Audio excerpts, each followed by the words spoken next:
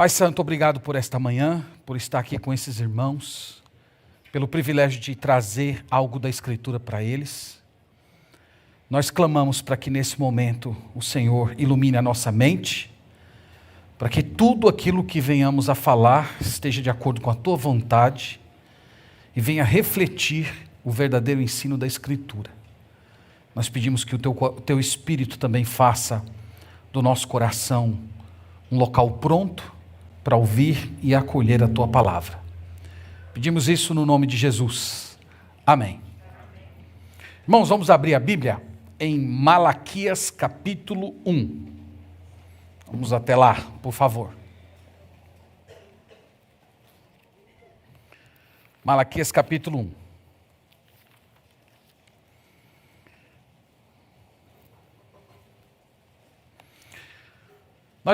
Acabamos de ouvir uma cantata tão agradável, divertida, alegre. A pregação não vai ser. Às vezes, irmãos, Deus tem coisas duras a dizer a nós através da Escritura. Nós temos muitas coisas leves que deixam o nosso coração enlarguecido, mas às vezes Deus tem palavras duras que deixam o nosso coração bem apertado. E foi assim que eu me senti enquanto eu meditava, orava e considerava esse texto para trazer para os irmãos hoje. Eu falei para vocês que Malaquias, ele apareceu na história de Israel mais ou menos 100 anos após o retorno do cativeiro.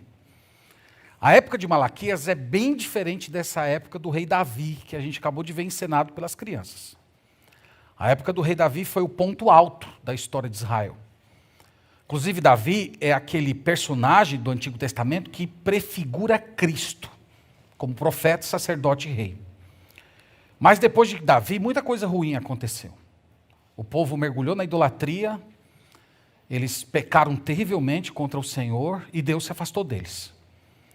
E esses inimigos grandes que estavam ao redor de Israel, como os filisteus e tantos outros, eles começaram então a assolar Israel e o fim foi a destruição de Jerusalém e o povo levado como cativo para a Babilônia. Eles ficaram lá 70 anos. Depois de 70 anos eles voltaram. Os profetas haviam dito que o retorno do povo de Israel seria marcado por uma época de glória. Havia diversas promessas que diziam que os bons tempos do rei Davi iriam voltar. Só que não seria mais um governante humano no trono, seria um governante messiânico. As fronteiras de Israel seriam largas, eles seriam um povo forte que subjugaria os inimigos. Mas nada disso aconteceu. Na verdade, ocorreu o contrário. Eles não tinham rei, o território deles foi reduzido, eles pagavam tributos pesadíssimos a diversos reis pagãos. Isso gerou, irmãos, uma espécie de um pouco caso com a vida de Israel por parte dos líderes espirituais se estendendo a todo o povo. Basicamente, eles raciocinavam o seguinte: olha, se Deus deu as costas para a gente, nós também não vamos nos importar muito com vida espiritual. Vamos simplesmente viver a nossa vida, pagar nossas contas, tentar cuidar da nossa própria história e seja lá o que venha a acontecer. Então eles perderam o zelo, eles desanimaram na devoção ao Senhor. E isso trouxe muitos problemas, o culto foi profanado, as injustiças sociais começaram a tomar conta das relações pessoais. Havia um total desleixo para com as coisas divinas. E o resultado é que Deus parou de aceitar o culto daquela geração. Foi nesse contexto que apareceu o profeta Malaquias. Eu disse para vocês que ele é o último profeta inspirado do Antigo Testamento. E ele apareceu chamando o povo a se arrepender e a cultuar ao Senhor verdadeiramente. Eu disse para os irmãos que o ministério profético no Antigo Testamento, ele era um ministério singular. Os profetas não estavam presentes em toda a história de Israel. Os profetas, na verdade, eram a indicação de que tudo estava errado. Quando as coisas estavam bem, os reis estavam governando com justiça, os sacerdotes estavam ensinando o povo estava consagrado ao Senhor. Não existia profeta. Profeta era aquele porta-voz de Deus como sendo o último recurso do Senhor para então levar o povo ao arrependimento. Então Malaquias surge na história, ele não vem para prever o futuro. Muitas pessoas pensam que a principal atividade do profeta seja antecipar os acontecimentos futuros, mas os profetas bíblicos, na sua maioria, o ministério deles era presente. Eles se pronunciavam a respeito do futuro, mas era pouca coisa. O ministério deles era chamar o povo ao arrependimento. E é isso que Malaquias vem fazendo aqui nesse livro. Ele cria uma espécie de um diálogo entre Deus e o povo de Israel. O primeiro diálogo nós avaliamos na última mensagem. Deus vem a Israel e diz: eu tenho amado vocês. Então Deus diz isso a Israel: ao longo das eras eu tenho provado meu amor. E nós vimos que o povo de Israel, de uma forma muito cínica, responde: como assim o Senhor nos ama? Nós somos fracos, nós não temos um rei, nós temos muitas carestias, o nosso território é minúsculo, as nossas plantações não estão produzindo o fruto que gostaríamos e precisamos. Como assim o Senhor nos ama? E Deus diz para eles mais ou menos o seguinte: a prova que eu amo vocês é que eu amei a Jacó e aborreci Esaú. Então Deus olha lá para o passado, lá naquela ocasião em que a mãe estava grávida dos gêmeos, e Deus optou por Jacó e desprezou Esaú. Ele diz: a prova é essa, a prova é que eu amei vocês no passado, a prova é que eu não odiei vocês, a prova é que eu não desprezei vocês, a prova é que eu tomei vocês como sendo o meu povo. Hoje nós vamos ver a continuidade desse diálogo, e nós vamos começar a partir do verso 6, eu gostaria que você acompanhasse comigo. No verso 6, nós temos a queixa de Deus. Deus está apresentando mais uma queixa ao povo de Israel, e ele a apresenta nos seguintes termos: o filho honra o pai, e o servo ao seu senhor. Se sou o pai, onde está a minha honra? E se sou o senhor, onde está o respeito para comigo? Então veja que Deus, aqui nos lábios do profeta Isaías, está evocando duas figuras que inspiram respeito: a figura do pai e a figura do Senhor. Então, quando Deus coloca-se como pai, ele está dizendo assim: eu sou o pai de vocês, isto é, eu gerei vocês, vocês são o meu povo, porque vocês não me respeitam como pai. Eu também sou o Senhor de vocês, eu sou o rei de vocês, eu sou o governante de vocês, porque vocês não se comportam como servos. Então essa é a queixa de Deus: eu não estou recebendo de vocês a devida honra, o devido respeito, a devida reverência. A pergunta é: a quem Deus está dirigindo essa chamada de indignação? Veja aí o restante do versículo. Ele diz assim, continuando no verso 6. Diz o Senhor dos exércitos a vós outros, ó sacerdotes, que menosprezais o meu nome. Então a quem Deus está dirigindo essa queixa? Aos sacerdotes. Os sacerdotes, vocês lembram bem, eles eram descendentes da tribo de Levi, eles eram separados por Deus para cuidar de todos os aspectos ligados ao culto. Eles eram responsáveis pelos sacrifícios, pela música, pela instrução, até mesmo pela limpeza do tabernáculo e depois do templo. Então, através do ministério dos sacerdotes, os israelitas aprendiam quem é Deus, os seus atos salvadores e o modo correto de cultuá-los. Então, o serviço dos sacerdotes era o de magnificar o nome de Deus. Toda a atividade ministerial deles servia para esse ponto. As pessoas deveriam ter contato com o ministério deles e ao final de cada ministração deles, as pessoas deveriam sair com aquela impressão: Deus é grande, Deus é poderoso, Deus é salvador, Deus é o único. Só que o texto diz aqui, irmãos, que eles não faziam isso. Eles não estavam magnificando o nome de Deus, exaltando o nome do Senhor. Na verdade, nós lemos aqui no verso 6, Deus acusando eles de desprezar o nome de Deus. O que significa desprezar o nome de Deus? Algumas vezes as pessoas confundem, já falei várias vezes aqui na igreja, confundem o nome com a pessoa. Confundem o nome com as sílabas. Quando a Bíblia fala do nome de Deus, não está falando das sílabas D-E-U-S.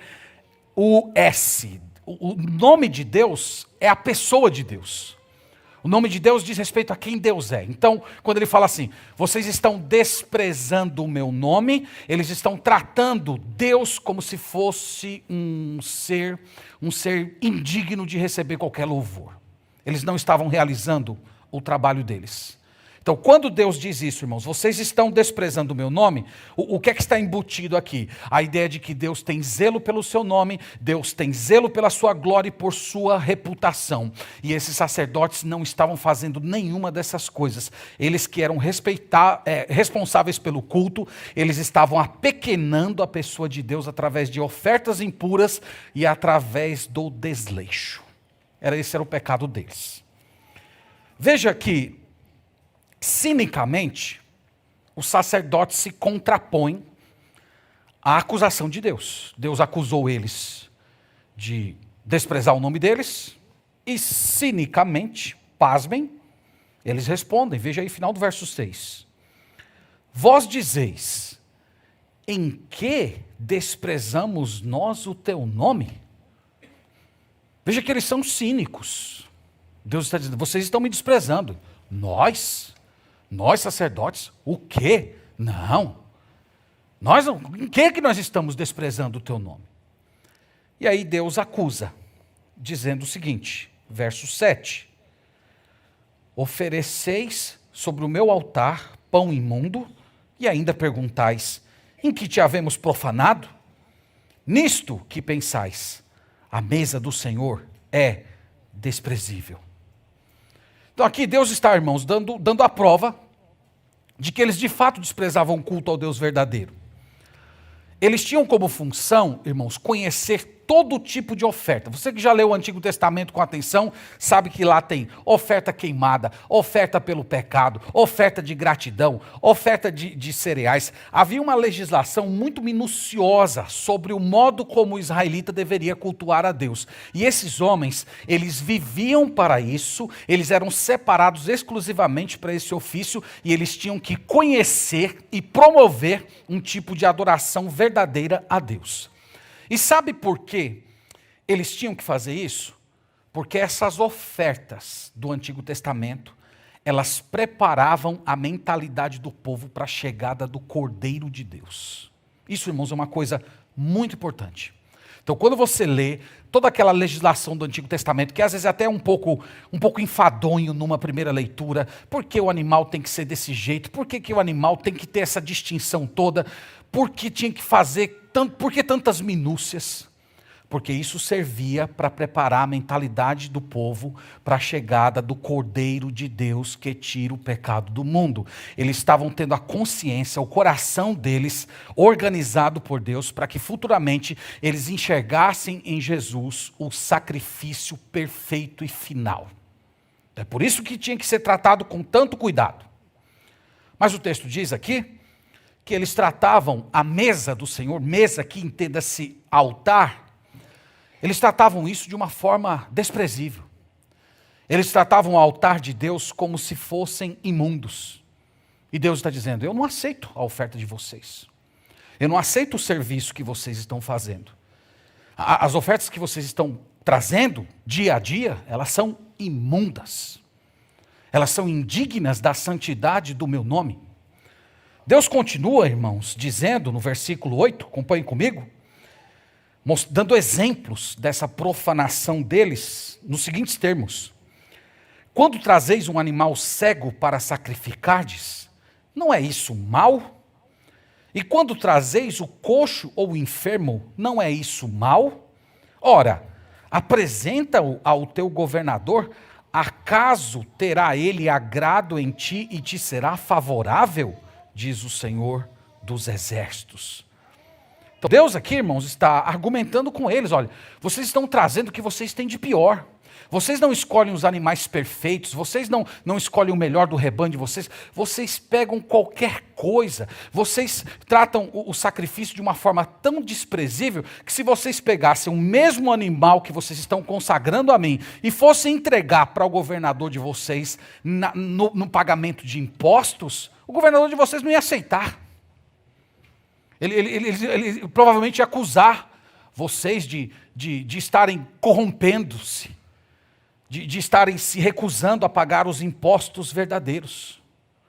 Então o que Deus está falando? Eu não aceito essa oferta de vocês. O que Deus está dizendo aqui, irmãos, na verdade é, eu não aceito a oferta de vocês e eu nem aceito a vocês. Porque lembra que as ofertas, elas tinham esses dois vieses. A gente entregava a oferta para sermos aceitos por Deus. E Deus está dizendo, eu nem aceito a oferta e muito menos aceito vocês. Então, não adianta vocês pegarem esses animais impuros, levarem lá para ser sacrificados e depois vocês fazerem orações, pedindo, ó Senhor, me abençoa, ó Senhor, aqui está a oferta do meu coração, receba por favor e me abençoe com a tua graça. Deus está dizendo, eu não recebo e muito menos eu vou olhar para vocês com favor. No verso 9, Deus continua, faz uma pergunta a eles. Agora, pois, suplicai o favor de Deus que nos conceda a sua graça, mas com tais ofertas nas vossas mãos aceitará ele a vossa pessoa, diz o Senhor dos Exércitos. Então, é basicamente o que está sendo dito no versículo anterior, mas numa outra formulação. Deus está afirmando, como é que vocês chegam na minha presença com ofertas impuras, com coração impuro, e vocês vão oferecer essas coisas, fazerem lá os seus atos de culto puramente mecânicos, e depois vocês vão elevar as orações, ó Deus, concede a nós a tua graça. Vocês acham que eu vou entregar minha graça para vocês? A resposta está embutida. É claro que não. Irmãos, essa época, como eu falei para vocês, era uma época muito difícil para Israel.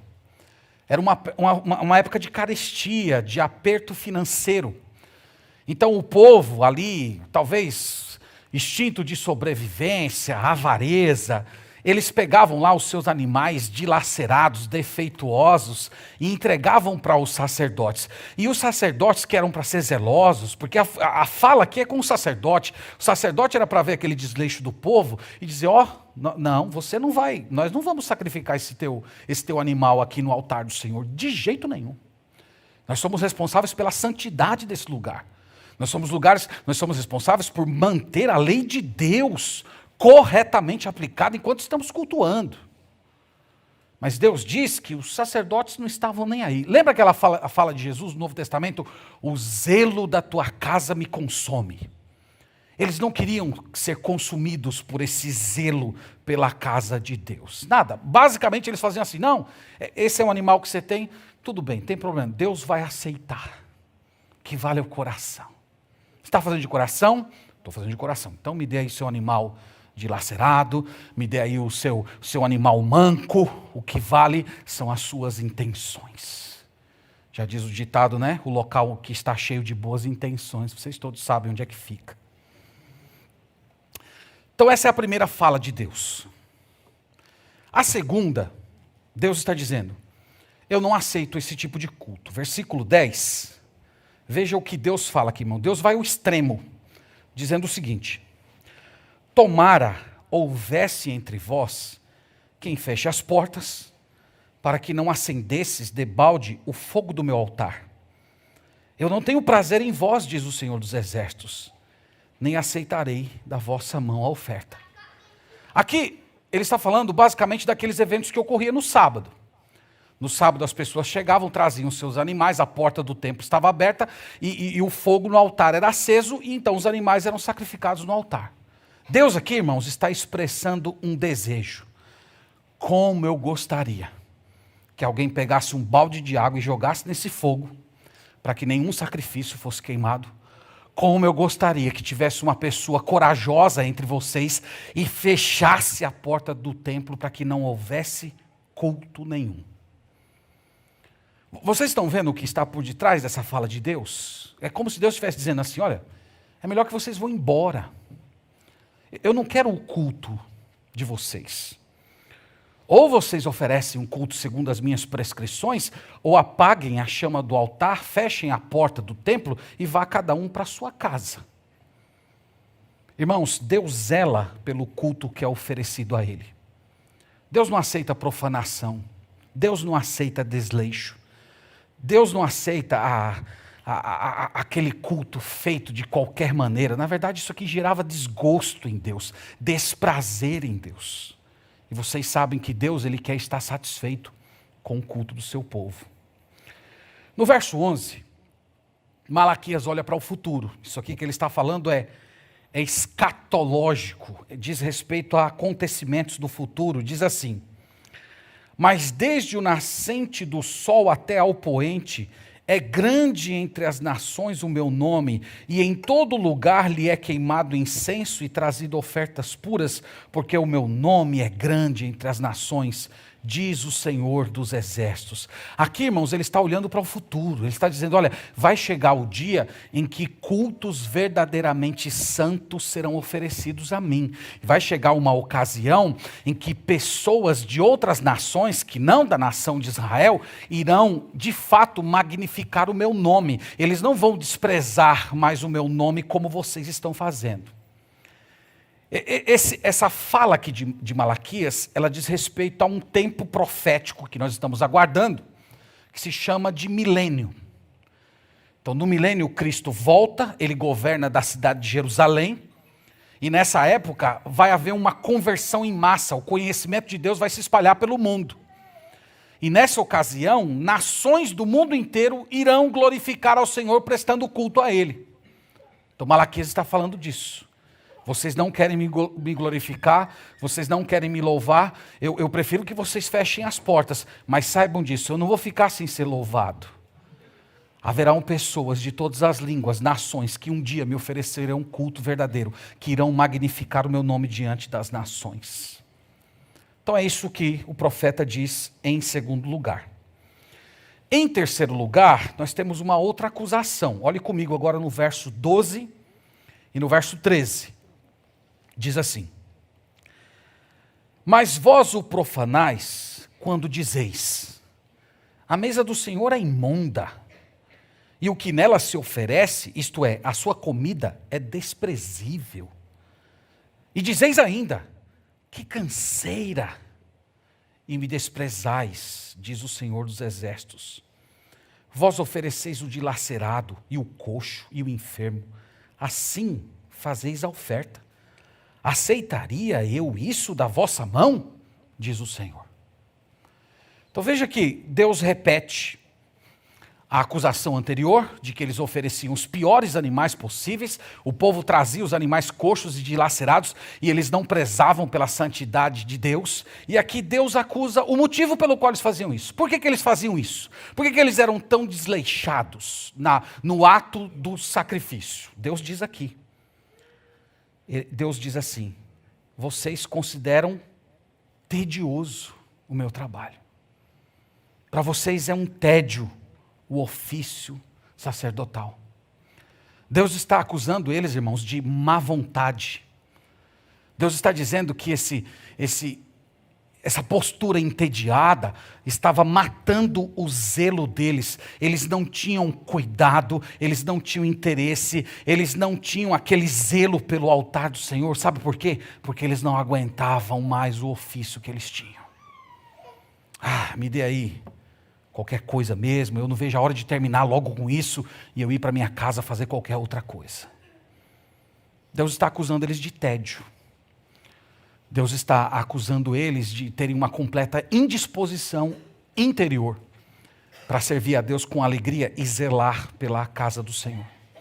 Então Deus repete a pergunta que vem ecoando.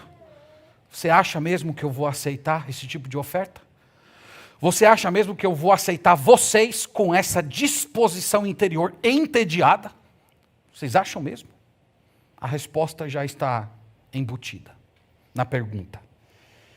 Finalmente, irmãos, no versículo 14, tem uma maldição. Versículo 14 tem uma maldição. Veja aí. Pois maldito seja o enganador, que tendo um animal sadio no seu rebanho, promete e oferece ao Senhor um defeituoso. Porque eu sou o grande rei, diz o Senhor dos Exércitos. O meu nome é terrível entre as nações. Sabe qual é a imagem aqui? A imagem é de um israelita que tem lá a sua criação de gado. e a sua criação de gado prosperou. Ele está super feliz porque os gados estão se desenvolvendo bem. E ele diz, olha, sábado eu vou oferecer a Deus um cordeiro, o melhor do meu rebanho, como uma forma de gratidão. Mas quando chegou ali na hora mesmo de separar, ele começou a olhar para o seu rebanho. Olha, eu acho que não precisa ser um animal tão bom. Deus está de olho no meu coração. E ele vai ali racionalizando, até que ele termina pegando o pior animal do seu rebanho e entregando a Deus. Como é que Deus reage? Deus diz, maldito seja você, seu mentiroso. Pesado, não é? Pesado isso. Então Deus estava amaldiçoando aquelas pessoas que estavam mentindo para si mesmas e mentindo para o Senhor. Então, irmãos, como eu disse no início, não é um texto dos mais agradáveis, não é verdade? Muita coisa mudou quando comparamos o culto do Antigo Testamento com o culto do Novo Testamento. Nós não temos mais animais a serem oferecidos. No entanto, irmãos, há certos princípios eternos que emanam dessa passagem e que faz com que esse texto seja relevante para a gente hoje. Então eu quero elencar alguns princípios aqui para nós meditarmos. O primeiro deles, Deus colocou à frente do seu povo algumas pessoas como sendo os primeiros, não os únicos, mas os primeiros responsáveis por zelar pela santidade do culto. Deus elegeu pessoas para fazer isso. No Antigo Testamento, nós vimos aqui, eram os levitas. Os levitas eram separados desde a infância e eram treinados na arte de cultuar o Senhor e futuramente, ali por volta dos 20 anos, eles assumiam esse ofício. No Novo Testamento, são os pastores. 1 Timóteo 3,15, Paulo escrevendo lá ao jovem pastor Timóteo, ele diz, eu escrevi essas coisas para que se eu tardar, você fique consciente de como se deve proceder na casa do Deus vivo, coluna e baluarte da verdade. Então os pastores receberam esse ofício. E aqui eu estou me dirigindo aos pastores da igreja, aos seminaristas, aos aspirantes ao ministério, que diante de Deus nós somos os primeiros responsáveis a ensinar o povo de Deus como a cultuar, como somos os responsáveis por defender a ordem e a decência nos cultos, e somos também diante de Deus a fazer um trabalho que não é muito agradável, o de repreender quando o culto ao Senhor está sendo profanado. Isso não é uma tarefa muito fácil, isso não é uma tarefa alegre, não é uma tarefa politicamente correta. Vocês lembram Jesus dizendo no Novo Testamento, o zelo pela tua casa me consome. E às vezes isso acontece com o pastor, isso acontece com o líder da igreja. Ele é consumido pelo zelo e ele enfrenta às vezes resistência da sua própria congregação. Então o zelo pela casa de Deus deve nos consumir tanto quanto consumiu o nosso Senhor Jesus Cristo. Os pastores devem lutar pela simplicidade do culto. Os pastores devem lutar pela manutenção do culto segundo o Novo Testamento. Os pastores devem lutar contra a mentalidade de que o púlpito se tornou um palco. A música da igreja se tornou um show. Nós temos que lutar contra essas coisas. Nós temos que lutar contra a tendência dos sermonetes de autoajuda e prosperidade financeira. Nós temos que prezar por um culto que seja cristocêntrico, centrado na palavra de Deus e que tenha ordem e decência. Se um pastor perde essa perspectiva, sabe o que é melhor ele fazer? É melhor ele deixar o ministério. É melhor ele abandonar o ministério do que ele tomar parte na profanação ao Senhor. Então você que deseja ser pastor, você quer isso para você? Você quer isso para a sua vida? Você quer carregar esse peso nas suas costas? Se Deus te chamou, você é responsável. Mas se Deus não te chamou, e você simplesmente pelos aspectos estéticos externos está aspirando o ministério, pula fora. Vai fazer outra coisa da sua vida. Então isso, irmãos, nós temos que zelar. O pastor tem que zelar pelo culto e ele tem que zelar por ele mesmo. Muito da atividade ministerial envolve rotina. E a rotina, ela pode causar dois efeitos numa pessoa. O primeiro efeito foi o que nós vimos aqui, o tédio. Pregar de novo, visitar de novo, aconselhar de novo. 20 anos que eu estou fazendo a mesma coisa. Esse é o risco. Você ficar entediado. E você começar a fazer com desleixo, você perder o prazer, perder a paixão. Esse é um risco. O outro caminho, que eu acredito que é o caminho de Deus, é de você fazer da repetição o aperfeiçoamento das ferramentas que Deus te deu. Então você faz e cada vez vai procurando fazer melhor. E nesse processo Deus vai talhando você até que você obtenha excelência no ministério. São dois caminhos, tédio ou excelência. A rotina pode produzir os dois. A rotina em si não é ruim. A rotina da sua vida, a rotina do seu casamento. Você quer saber como a rotina é boa? Basta você sair de casa, pegar seu carro está com pneu furado. Aí você vê como a rotina é boa, né? É legal funcionar o carro, todo dia ele funcionar, não ter pneu para trocar. É legal isso. Então a rotina é um presente de Deus para a gente. E nós devemos utilizá-la para aperfeiçoar as habilidades que o Senhor nos concedeu. Segundo lugar. Irmãos, um culto que agrada a Deus parte do seguinte ponto. Um culto que agrada a Deus vem de uma consciência clara de quem Deus é. Esse era o grande problema dos sacerdotes. Eles tinham uma visão míope a respeito do Senhor. E esse, irmãos, eu creio que é um dos grandes problemas do nosso tempo. Um dos grandes problemas dos evangélicos da nossa geração é que eles conhecem pouco ao Senhor. A visão que eles têm de Deus é muito pequena. E quando falta uma visão clara de quem Deus é, nós precisamos criar certos substitutos. Então a pessoa chega assim, pastor, vamos fazer uma mudançazinha aí na igreja, ficar mais animadinho, vamos colocar um pouquinho mais de swing na música. Vamos colocar umas luzes. Uma fumacinha, né? Quando o senhor falar assim, a fumaça sobe. E joga uma luz em cima.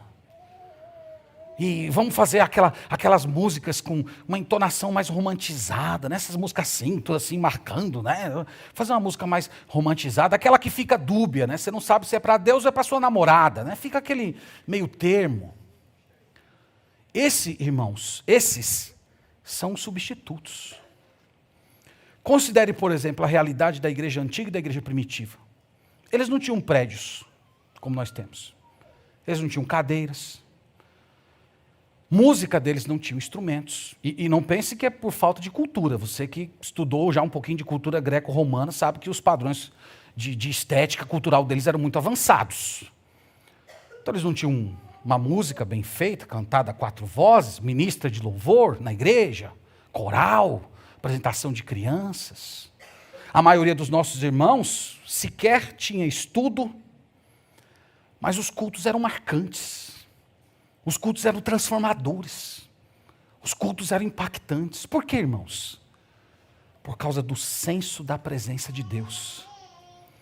Eles conheciam o Deus a quem eles estavam cultuando.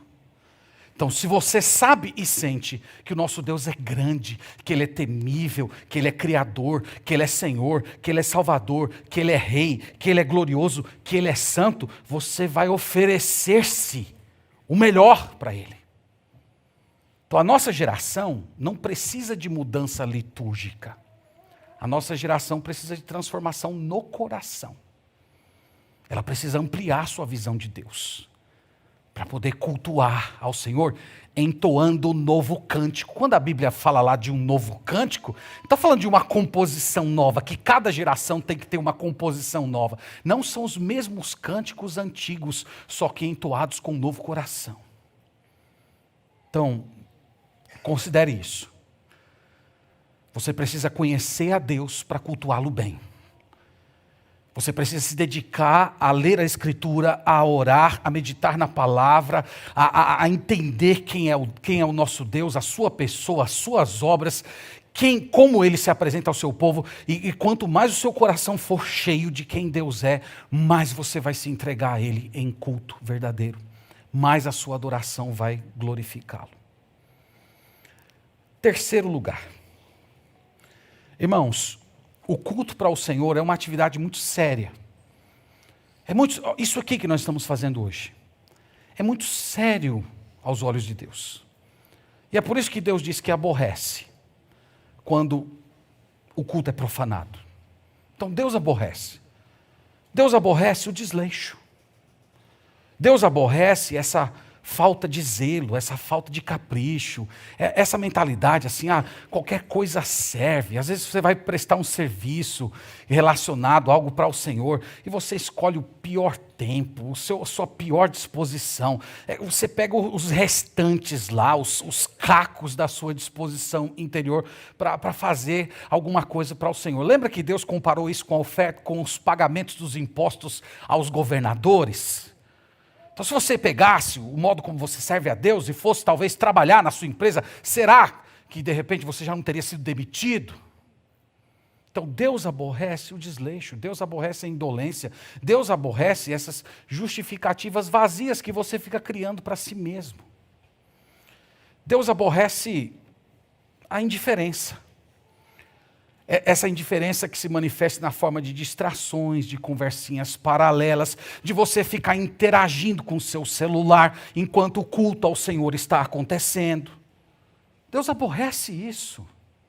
Deus quer ser tratado com exclusividade. Quando nós chegamos aqui, irmãos, nós precisamos estar completamente entregues ao Senhor e nos desconectar de todas as outras áreas. Então Deus condena essa falta de envolvimento com as orações. As orações vão acontecendo aqui. E quando uma oração pública está acontecendo na igreja, nós temos uma pessoa orando, mas essa pessoa está orando no nome da congregação. Então aquela oração daquele irmão, daquela irmã, é como se fosse a nossa petição ao Senhor. É por isso que nós temos o hábito de dizer amém. Nós dizemos amém porque nós estamos nos identificando com aquela oração.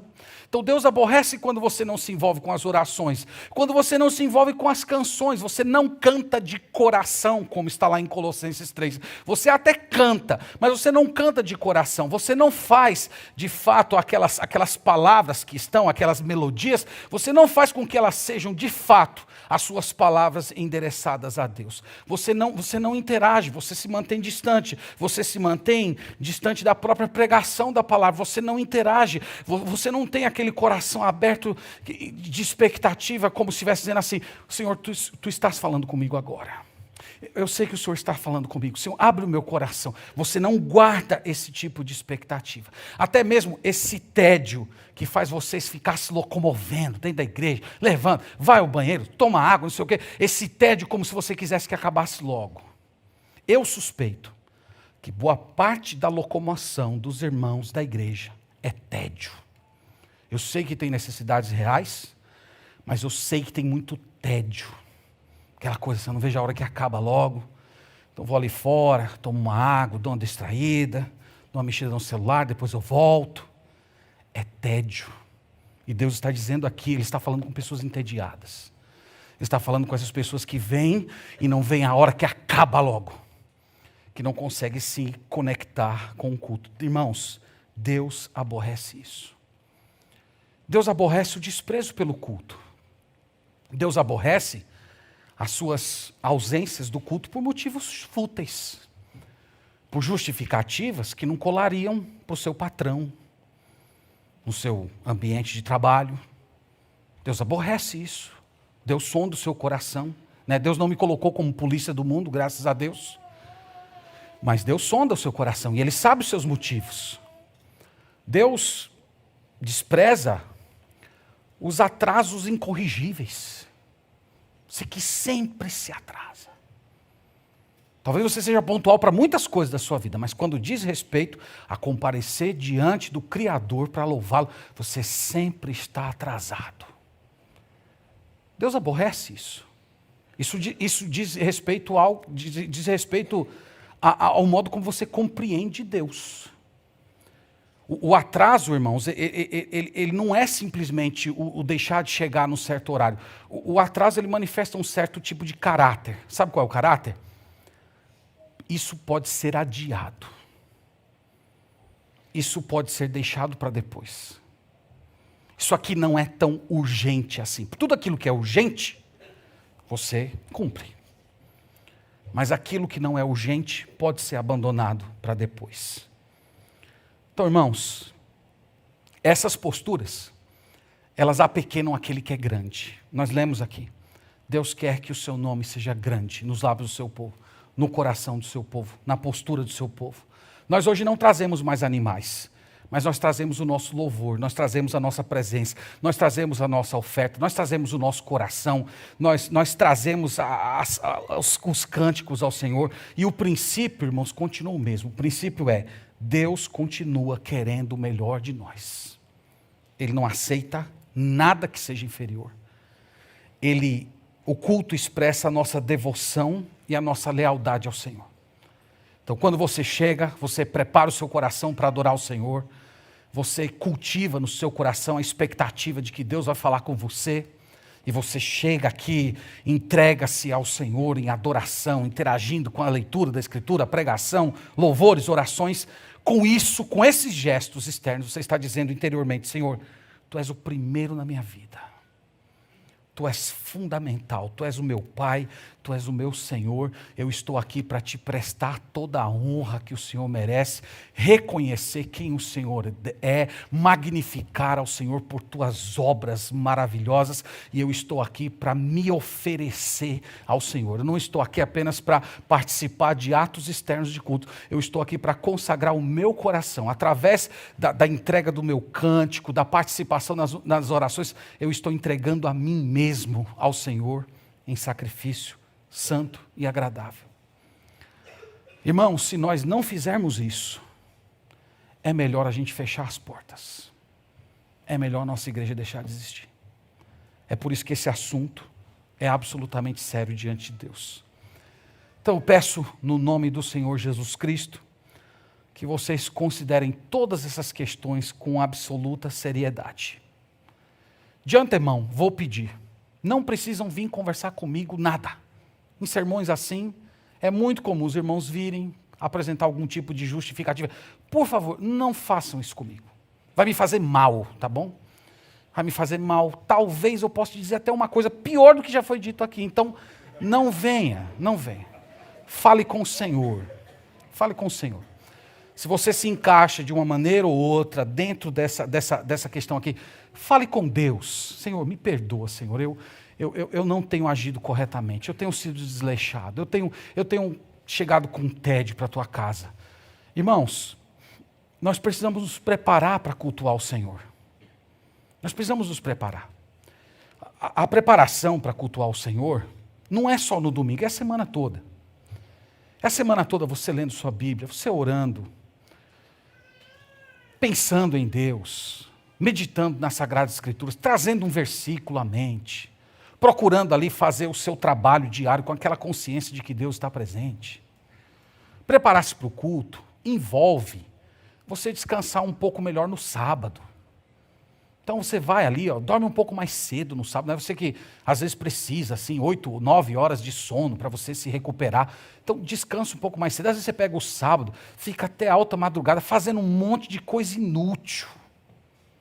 E aí quando você chega domingo, você acorda, meu Deus, o que é que está acontecendo? Onde é que você não sabe nem onde está, né? Aí você já vem para a igreja cansado. E essas coisas afetam a sua disposição interior. Elas afetam. Então, descanse no sábado. Domingo de manhã, prepare o seu coração para adorar. Tira um tempo para orar antes do culto. Tira um tempo ali para falar com o Senhor. Senhor, eu vou para a tua casa. Eu alegrei-me quando me disseram, vamos à casa do Senhor. Você encheu seu coração de alegria, preparar, Senhor, fala comigo, Senhor, a tua palavra vai ser pregada, faz ela repousar no meu coração, me ajude a me envolver, usa o teu Espírito Santo para promover comunhão cristã, unidade no meio do povo. Então se prepare para adorar o Senhor. E depois que sair daqui, agradeça ao Senhor. Mantendo as verdades espirituais, ruminando aquilo que Deus falou ao seu coração, orando, fazendo compromisso, se arrependendo, agradecendo. Esse, irmãos, é o estilo de vida do povo de Deus. Então, essa é a palavra dura que eu queria compartilhar com vocês. Nós temos que ter o compromisso de pregar todo o conselho de Deus. O conselho de Deus envolve dizer, Jesus te ama, mas o conselho de Deus também envolve afirmar coisas como essas, que culto a Deus é coisa séria. Que Deus nos abençoe, irmãos, que a palavra dele habite ricamente o nosso coração. Amém. Senhor, nós estamos aqui na tua presença e nós queremos te agradecer porque o Senhor nos dá o privilégio de te cultuar. Cultuar ao Senhor é a maior dádiva que nós podemos obter nesse mundo. E nós te agradecemos porque o Senhor, sendo um Deus perfeito, permite que pessoas imperfeitas, limitadas como nós, te ofereçamos culto. O Senhor que tem os anjos nos céus, que poderiam te oferecer os louvores mais belos e as palavras de homenagens mais elaboradas. Mesmo assim, o Senhor se digna a interagir com as nossas palavras, orações, canções imperfeitas. Nós agradecemos por esse privilégio, Senhor. Nós te pedimos perdão pelo nosso desleixo, pela nossa indolência, pelo nosso espírito procrastinador. Nós pedimos perdão por nossa falta de preparo, pela maneira, às vezes, sem envolvimento, que cultuamos ao Senhor. Tem misericórdia de nós, Pai. Tem misericórdia. Nos perdoa por tua graça e nos ajude a oferecer a ti um culto verdadeiramente santo, que esteja de acordo com a tua palavra e que seja um fruto de um coração quebrantado que te ama e anseia pela tua presença. Eu oro pelas pessoas que aqui estão, Senhor, que ainda não creram em ti, que ainda não se entregaram em arrependimento e fé ao Senhor Jesus Cristo. Eu clamo para que essas pessoas, hoje, elas sejam impactadas com essa percepção bíblica da santidade do Senhor manifestada no culto. E que essa visão grandiosa, que inspira temor e reverência, faz com que elas se prostrem diante do Senhor, em arrependimento de pecados e entrega a Jesus Cristo como Salvador e Rei. Nós pedimos isso tudo no nome do Senhor Jesus. Amém.